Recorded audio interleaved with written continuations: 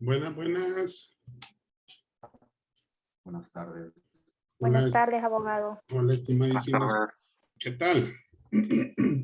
Pues, ¿todo bien? ¿Y usted qué tal? ¿Cómo está el ambiente preelectoral? ¿Ya se va sintiendo tenso? Sí, sí, sí. No está fácil esta situación. Creo que ya, ya hay una diferencia ya un poquito más marcada con los sucesos que se han venido dando, ¿verdad? En comparación al año 2017, la más reciente elección. Pues bueno, uno espera que de repente pues podamos tener unas elecciones en paz, ¿verdad? Más que todo eso, ¿verdad? Todos sabemos que de alguna manera siempre el que está en el poder, como también aquellos que no lo están, creo que esa teoría del poder ustedes la miran, ¿verdad? Precisamente desde Introducción al Derecho y Teoría General del Estado, en donde pues esa es la lucha que se da, ¿verdad? Precisamente para poder llegar a eso tan ansiado, ¿verdad? Que es la presidencia de la República. Ahora, lo que sí, estimadísimo, yo les invito que si pueden ejercer su voto, lo hagan con una conciencia ética, ¿verdad? Este mensaje se lo doy yo de manera muy, pero muy personal, ¿verdad? Algo que de repente a veces es muy difícil de desenmarcar dentro de lo tradicional, dentro de lo que normalmente pues nos ha atado a nuestros intereses, ya sea de familia o personales o de amistades. Creo que lo justo del país, ese ha sido siempre pues el pesar que hemos tenido, ¿verdad?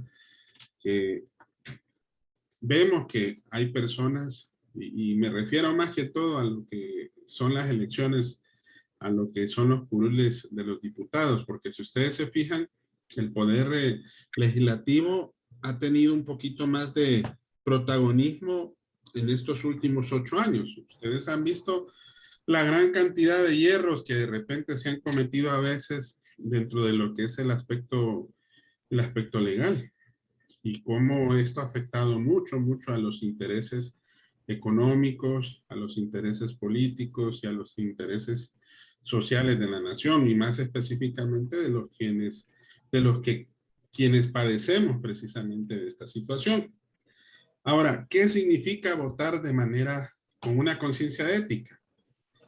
Miren, uno a veces puede decir que de repente va a votar por X o Y candidato, pero creo que la iniciativa que debemos de tener todos es que si nosotros sabemos que ese candidato que de repente se está invitando para que usted vote, creo que en contrario senso a lo que ellos deben ser, entonces uno no debe de votar por el corrupto, por el narcotraficante, por el que está en el crimen organizado y no está haciendo el bien, ¿verdad?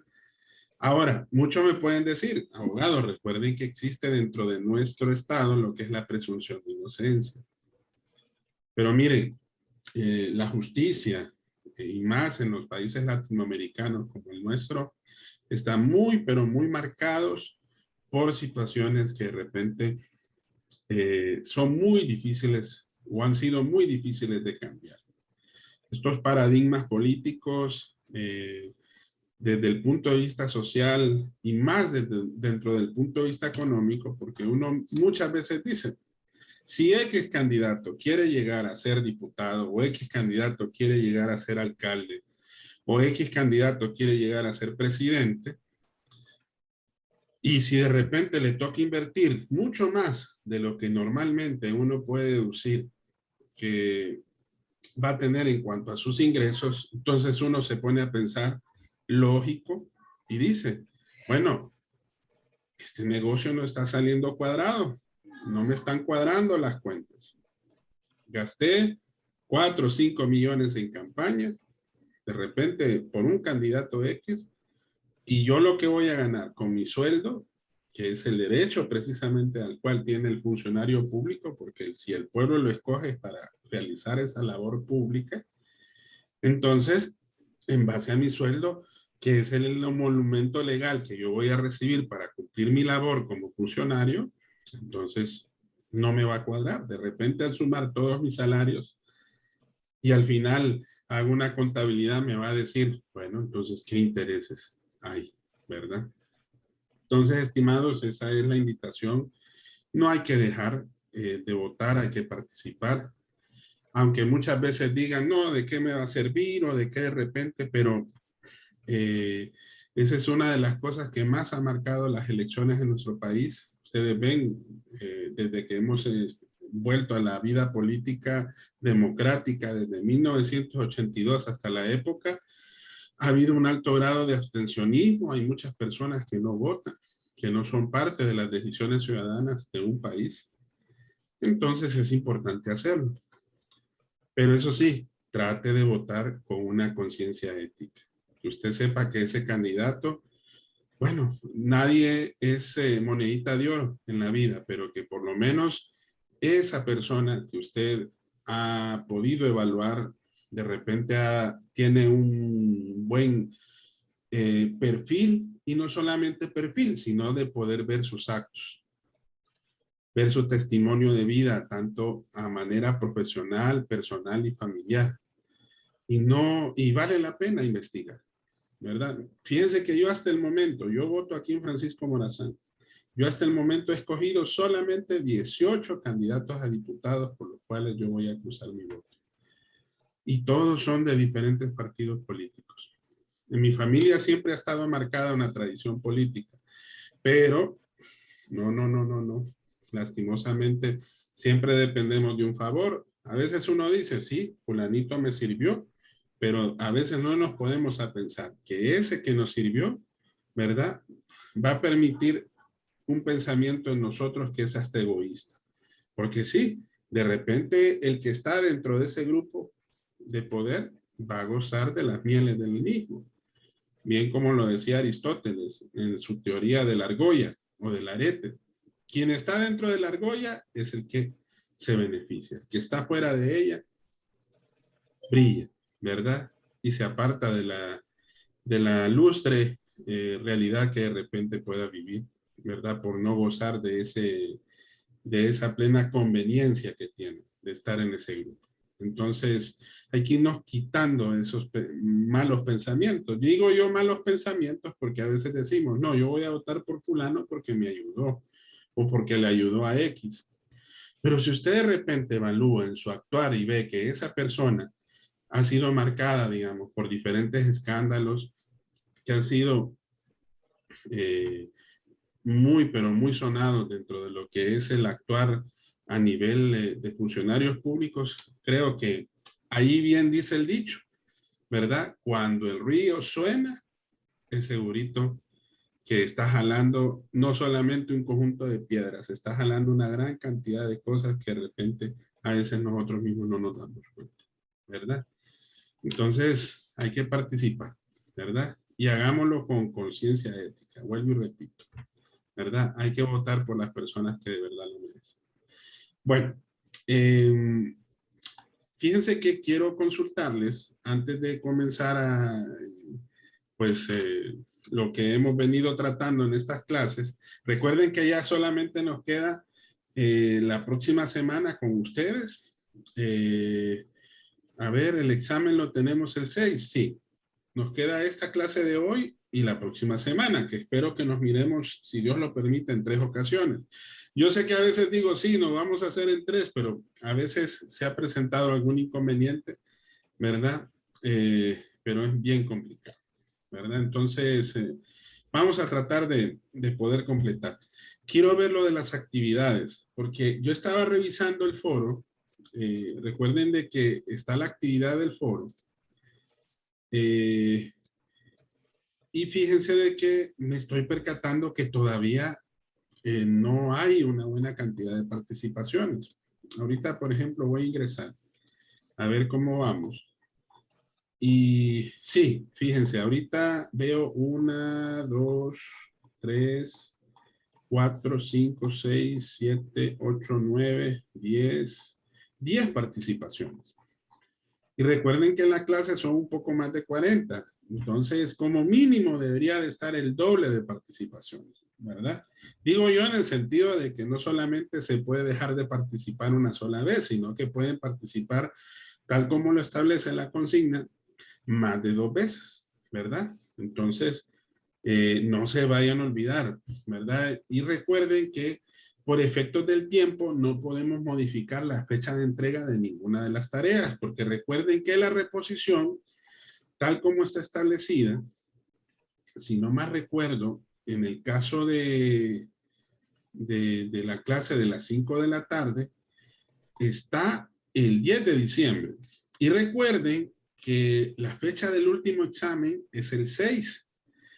Y es decir, yo tengo que darles resultados exactamente al día siguiente, por muy tarde. ¿Por qué? Porque la reposición es el 10, o sea que tendríamos 7, 8, 9, tendríamos 3 días para llevar a cabo la reposición.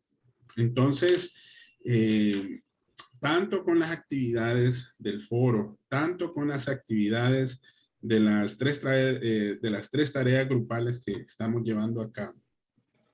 Entonces, no se vayan a olvidar. Si de ser posible, pueden ir entregándola y ustedes me notifican por el WhatsApp y me dicen, abogado, mire, yo ya subí tal tarea. Entonces, yo me pongo en autos y en la noche me pongo a revisarla y ya les dispongo su nota, ¿verdad? Para que así de esa manera vayamos avanzando y así tengamos los resultados exactamente al día siguiente, ¿verdad? Porque tiene que ser así de esa manera.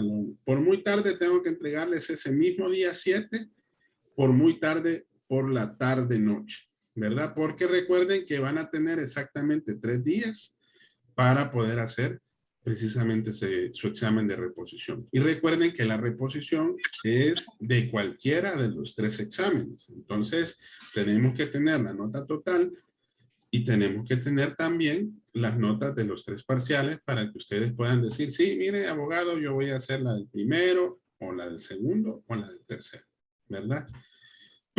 Recuerden que la reposición, de acuerdo a lo que está estipulado, es aquel que no pudo realizar su evaluación de cualquiera de los 3 exámenes, o también se puede reponer, y también, perdón, se puede reponer, no está el conjuntivo, sino que está ahí, y también la nota más baja, ¿verdad? Entonces, hay que tomar eso en cuenta para terminar en la fecha establecida. Porque recuerden de que del 13 al 15 de diciembre es el ingreso y registro de notas, ¿verdad? Bueno, solamente quería recordarles eso. No sé si hay alguna duda con las actividades que hemos venido haciendo. Perdón. ¿No? Yo creo que no, la verdad. Creo que mayormente están bien redactadas o bien comprendidas. Ok. Buenas tardes, abogado y compañeros. Dígame, Ayex. Yo tengo una consulta, abogado. Así es algo puntual. Exactamente, ¿cuál es el material que va a entrar en el examen, abogado? Ok.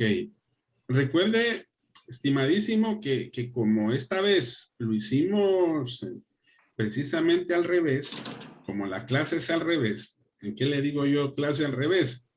Le voy a compartir pantalla para que miremos qué es lo que toca y que va a entrar específicamente en el examen. Son estos temas, ¿verdad? Aquí la ventaja, estimadísimo, que solo hay 2 materiales.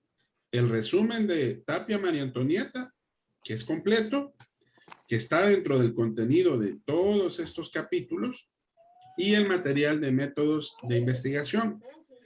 Ojo, aquí ya está con el número de página. Es decir, esto que está aquí es todo lo que va a entrar para el examen. Nada más. Es la descripción que está aquí.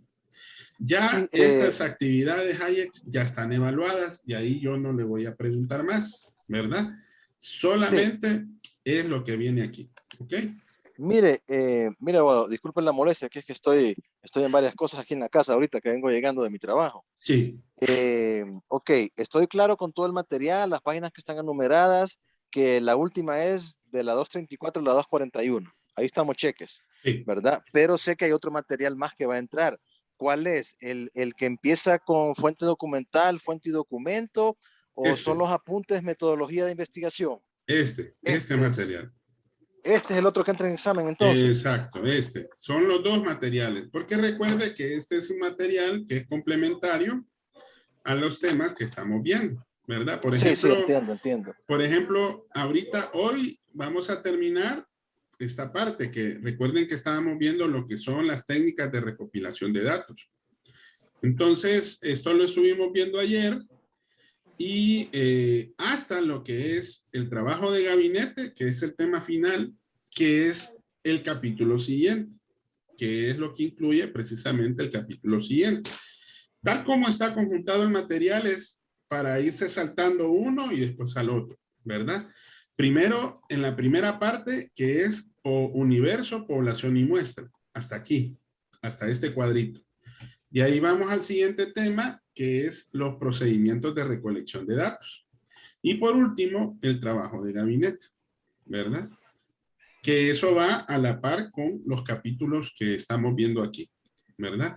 Sí, Por eso se lo puse acá, mire, por ejemplo, en el capítulo de la población y muestra está el resumen, pero de este resumen es esto, ¿ok? De ahí volvemos al capítulo 7.10 de la obtención de la información, es esto y esto que está aquí. Ahí terminamos este material y ahí seguimos con el material de Bernal con el resto de los temas. ¿Verdad? abogado, Entonces, ajá, este, diga. este documento que nos dio entonces, que comienza con fuente documental, fuente y documento, este material no entra en examen. ¿Cuál? No sé cuál, a cuál se refiere. Es, permítame, no sé si pongo el video, puedo darle vuelta a la cámara aquí, abogado, para Ajá. mostrárselo. Hola, compañero. Yo creo que ese es por la ficha del documento, lo que está Ah, hablando de ese documento. Creo que es por la lo de ficha, la si no me fuente equivoco. documental. No, ese no va a entrar en examen. Ok, excelente. No, no. Gracias, compañera. Gracias, compañera. Esa era mi duda, abogado, para estar Sí, seguro exactamente cuál es el material que entra en examen, abogado. Muchas sí. gracias. Todos los materiales que están aquí, se recuerdan que ahí quedamos que se iban a evaluar en las actividades, que no se iban a incorporar dentro de lo que es el examen, ¿verdad? Ya esto está evaluado aquí. Ahí no hay ningún problema. Ok, gracias, abogado. Ok. Bueno, no habiendo más preguntas, estimadísimos, entonces vamos a continuar con la temática que hemos estado desarrollando dentro de lo que es la parte de los procedimientos, que recuerden que ayer terminamos en parte los procedimientos de recopilación de datos, solo a manera de recapitulación. Recuerden que esta etapa de lo que son, de lo que es, perdón, la obtención de la información es la etapa previa de lo que nosotros llamamos selección de la población y muestra objeto de estudio. Después pasamos a la siguiente etapa, que es la etapa de experimentación, que recuerden que es el cuarto paso del método científico, ¿verdad? A esta etapa de la obtención de la información se le conoce como trabajo de campo. Solo se los estoy a manera de hacer un review. Ahí hablamos que esta etapa de obtención de la información se basa más que todo de ver qué técnicas vamos a aplicar y vamos a confeccionar lo que nosotros llamamos como documentos para recolectar la información. En este caso, son las fuentes y técnicas adecuadas para su recolección. Deben de tener dos características, que debe ser confiable y debe de ser válida. ¿Ok? Ahora, después de eso hablamos de cómo también, en base a qué o dónde vamos a recurrir a esta fuente. Recuerden que en el marco teórico habíamos hablado de 3 tipos de fuentes. Aquí solamente hablamos de 2. de las primarias y de las secundarias. También planteamos las técnicas de recolección, tanto para lo que son los tipos de diseños de investigación cualitativa, como también para la cuantitativa, como también para los mixtos, ¿verdad? Que eso lo vimos también acá. Vimos también lo que es los más utilizados. Hablamos de la encuesta, del análisis documentario, de la observación, del internet y de la entrevista, ¿verdad? Hablamos de las ventajas, de las desventajas, de las limitaciones que estos tienen. Recuerden que ayer estuvimos hablando de lo que es la observación en cuanto a eso y también de lo que es la entrevista. Ahí estuvimos platicando también sobre el cuestionario, que recuerden que el cuestionario es una herramienta para poder confeccionar que tanto dentro de lo que son las técnicas, dentro de lo que es la encuesta, como también la entrevista. Lo que pasa que en el caso de la encuesta es más estandarizado. Usted va a elaborar una encuesta y esa encuesta tiene el mismo tipo de preguntas para que se le va a aplicar, por ejemplo, a 20, 25, 30, 50, 100, 150 personas o unidades de muestra. Pero la entrevista va orientada a tener un contacto directo y es una conversación entre dos o más personas. Ahí hay un diálogo, es espontáneo, es abierto. Y de igual manera, ahí hablamos de algunos principios directivos dentro de lo que es la entrevista.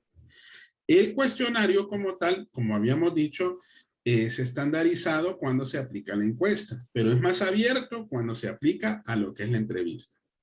También planteamos cómo se pueden desarrollar los diferentes tipos de preguntas. ¿Se recuerdan?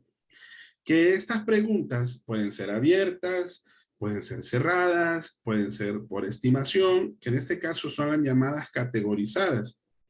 Y pueden ser también por estimación y respuestas en abanico. Las abiertas, la respuesta es abierta. Las cerradas es solamente las opciones que se presentan. Si usted da lugar a que esa respuesta cerrada pida una opinión, se convierte en abierta. Esto se utiliza más comúnmente en la encuesta, ¿verdad? Aunque se puede adherir una que otra pregunta de tipo abierto, no hay problema. Claro, se tarda un poquito más de tiempo para poder tabular los datos y poder reflexionarlos. Después de eso, entonces vemos y establecemos cómo formularemos dichas preguntas dentro de esas técnicas de recolección de datos. Ya hablamos de las más comunes. Después también hablamos de un cuadrito sinóptico, se recuerdan dentro de lo que es el texto de metodología de la investigación, que en este mapita ahí aparecen, por ejemplo, cómo se dividen las fuentes, ¿verdad? Primarias y secundarias y donde buscamos precisamente dichas fuentes. Las técnicas principales que hablamos de ellas y los pasos también para poder recolectar la información, ¿verdad? Que eso también está planteado ahí. Entonces, hasta aquí hemos llegado a lo que es el tema de recolección y procesamiento de los datos, ¿verdad? De la información. Ahora vamos a ver del procesamiento de la información. Ahora, pregunta abierta para ver quién me puede responder. Cuando hablamos de procesar la información dentro del material de César Bernal, ahí me especifica que ahí yo realizo X actividad. ¿Qué actividad es la que se realiza en ese momento que nosotros procesamos la información? A ver si alguien ha leído esa parte.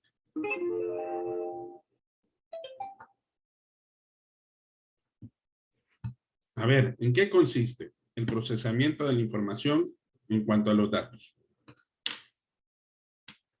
¿Voluntario o voluntaria? A ver, Elizabeth. Abogado, consiste en ordenar los datos obtenidos en la investigación, en el trabajo de campo. Ajá.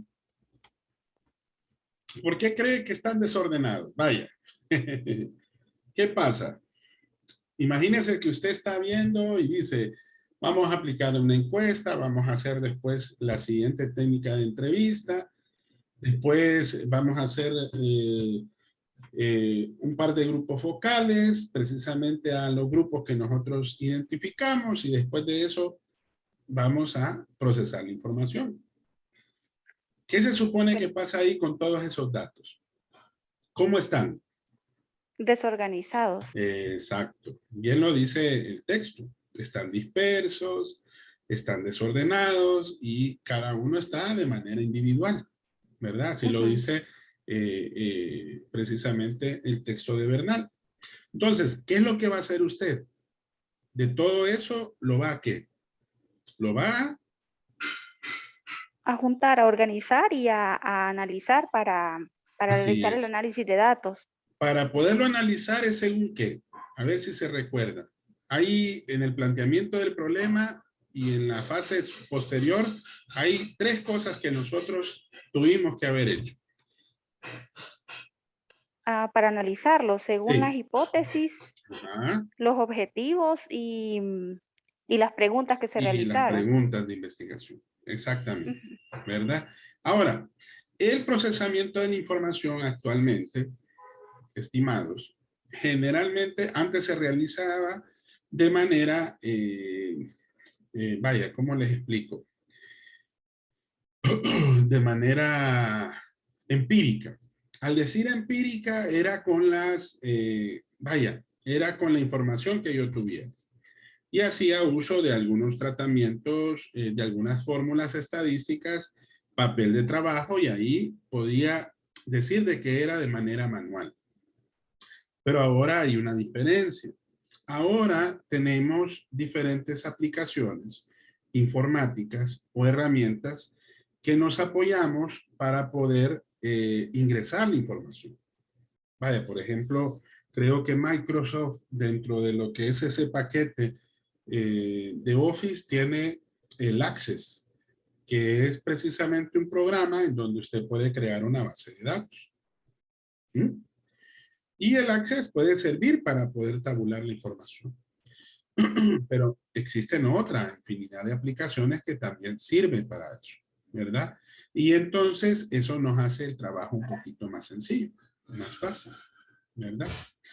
En el siguiente capítulo ustedes van a ver cuáles son los pasos para procesar los datos. No se les puede olvidar porque es pregunta de examen y en su orden. Usted ya obtuvo la información de la población o muestra objeto de investigación, porque usted ya la levantó, ya hizo todo, ¿verdad? Lo que tenía que hacer. Ya la tiene usted de manera ordenada, tabulada y organizada. Ese es el primer paso. El segundo paso es que usted va a definir las variables o los criterios para poder ordenar esos datos, ¿verdad? Que usted obtuvo precisamente en esa etapa anterior. Después, en el tercer paso, usted va a ver qué tipo de herramientas o programa de cómputo que son estadísticos va a utilizar para el procesamiento de los datos. Y una vez que usted defina eso, entonces usted va a empezar a ingresar. Va a empezar a ingresar toda la información dentro del computador y va a activar el programa para que así procese la información. Y por último, va a imprimir los resultados. Imprimir no significa que lo va a hacer en una impresora, no necesariamente. Imprimir es que usted los pueda visualizar de manera ordenada para que usted haga precisamente el siguiente paso. Porque recuerden, procesar los datos es un rollo. Ya el siguiente paso es saberlos interpretar. ¿Mm? Por eso de ahí el siguiente capítulo, ¿verdad? Que nosotros tenemos. Porque recuerden que aquí, una vez que procesamos los datos, entonces nos vamos hasta la página 220 y ahí analizamos los resultados. Entonces, ya nos toca, como quien dice, en base a la teoría, en base al marco teórico, en base a esos criterios que usted utilizó para poder procesar la información, entonces nos toca analizar y discutir los resultados, ¿verdad? Bueno, vayamos entonces a analizar esos resultados. Pero antes quiero que también nos ubiquemos en el material de Tapia, ¿ok? En el material de Tapia, en el último capítulo, hay un capítulo que se llama trabajo de campo. Perdón, trabajo de gabinete. ¿Qué es el trabajo de gabinete? ¿Creen ustedes? Si vimos el paso previo, ¿qué será?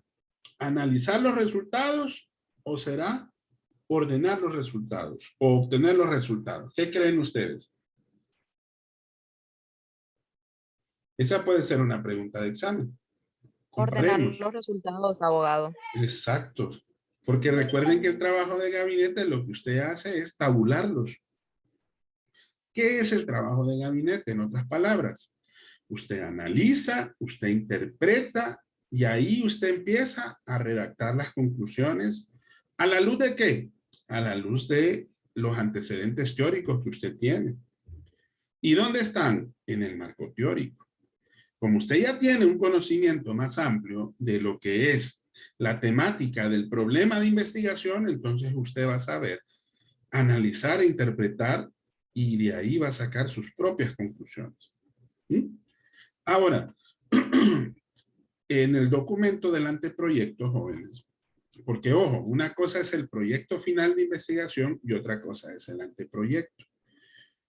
Esto que estamos hablando de aplicar la etapa de experimentación ya es parte del proyecto final, porque ponemos en práctica lo que vimos en el primer paso de la investigación cuantitativa.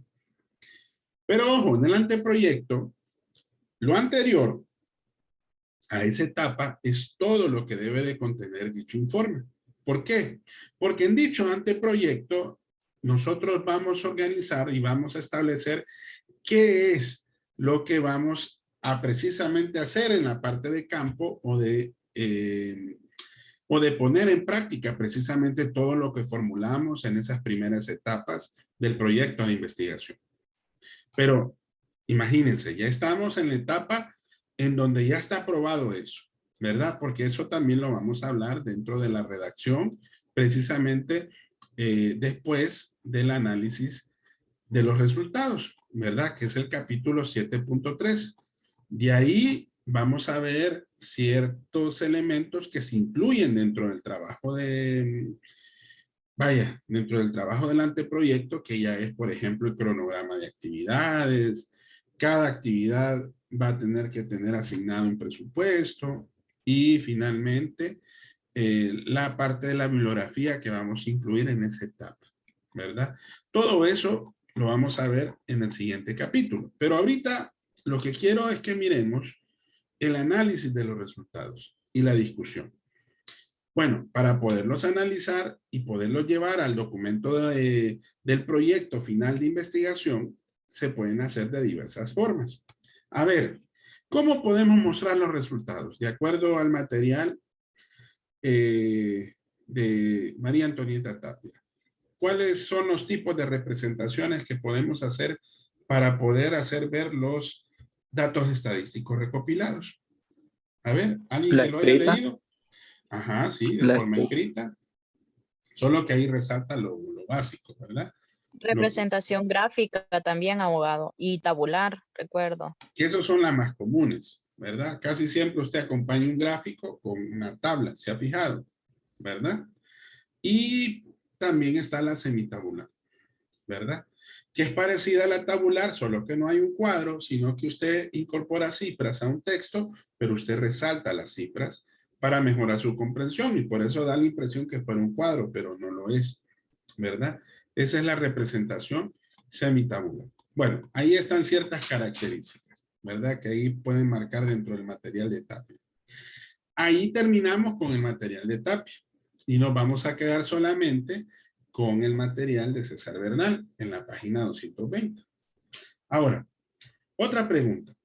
A ver si de repente ustedes han logrado, han logrado captar, ¿verdad? Lo que es esa parte de analizar los resultados y discutirlos.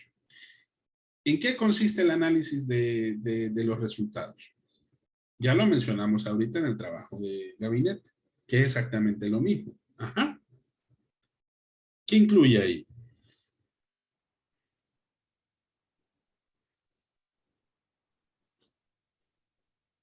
Es interpretar los hallazgos encontrados en la investigación, abogado. Ujú, así es.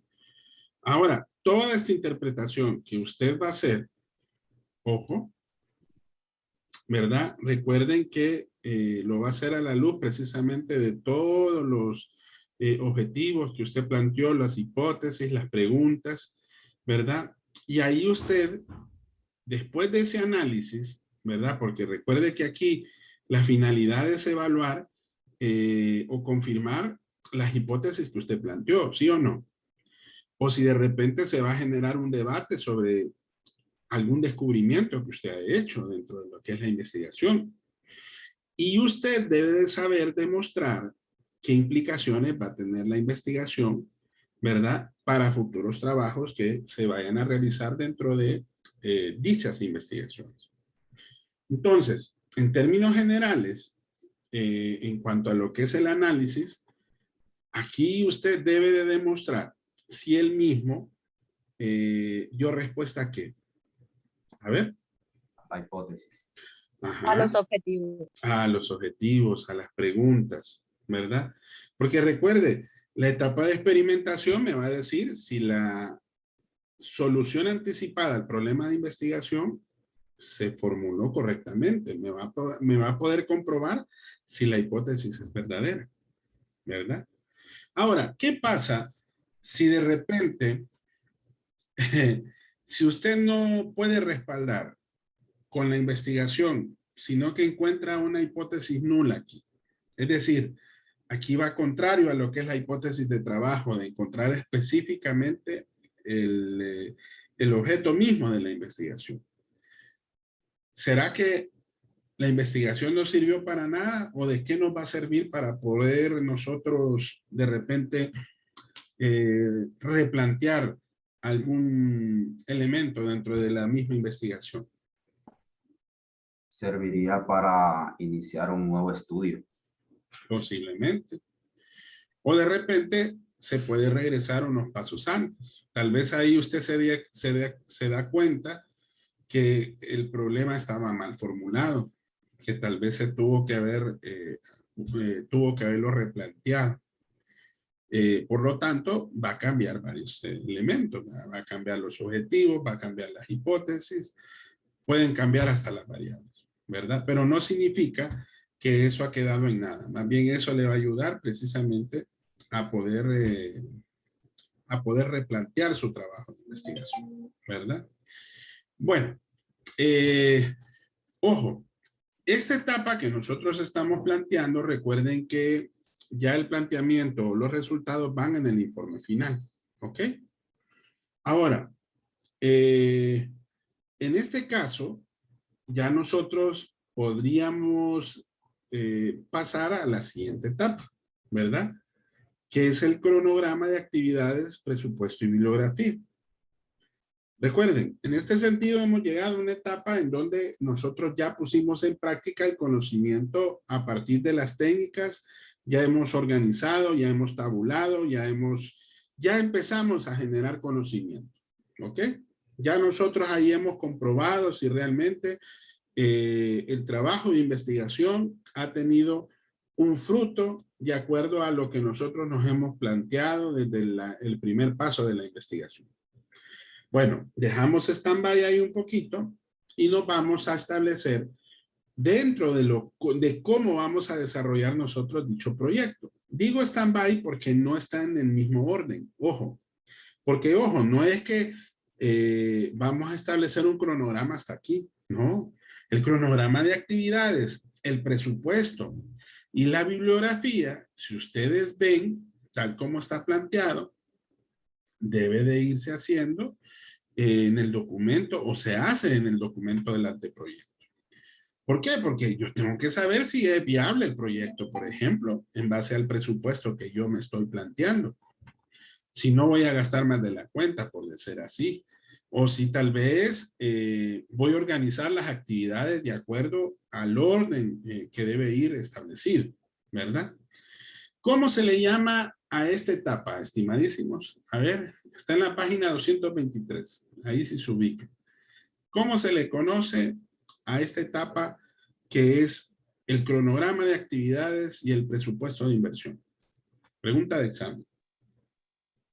Creo que son los aspectos administrativos. Aspectos administrativos de la investigación. Así es. Ahora, ¿qué será un cronograma de actividades? ¿Qué es lo que hace usted en un cronograma de actividades como investigador?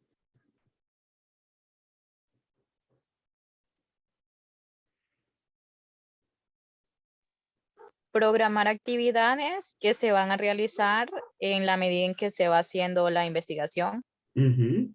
o dentro de la investigación, o sea, las actividades que se van a realizar dentro de la investigación.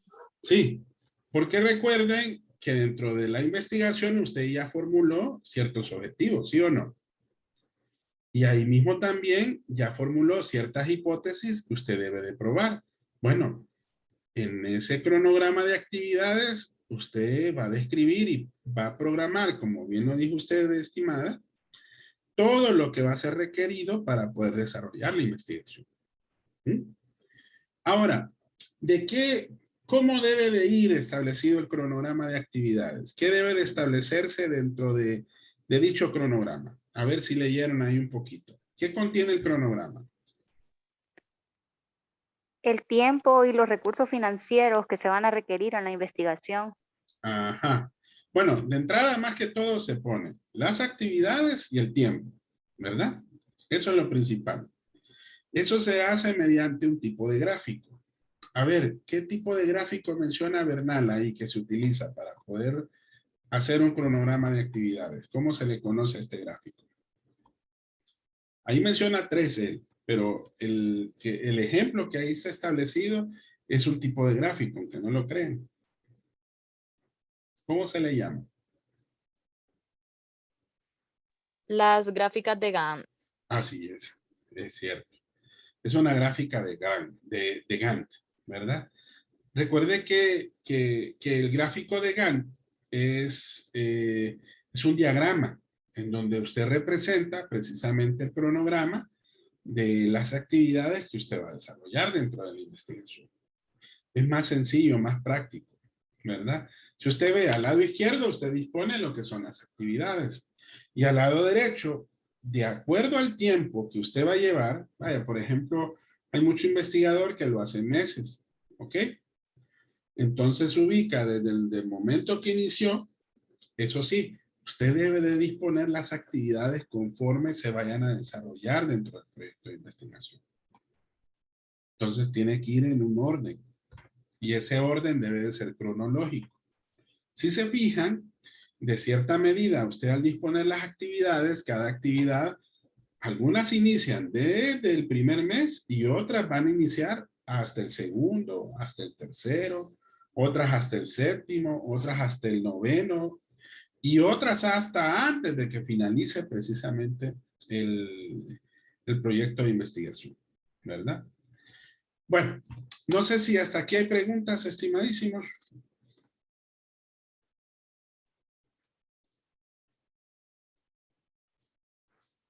¿No? Bueno, entonces ya solo faltan 6 minutos. Nos vamos a quedar hasta aquí. La próxima semana vamos a ver lo que es el presupuesto, ¿verdad?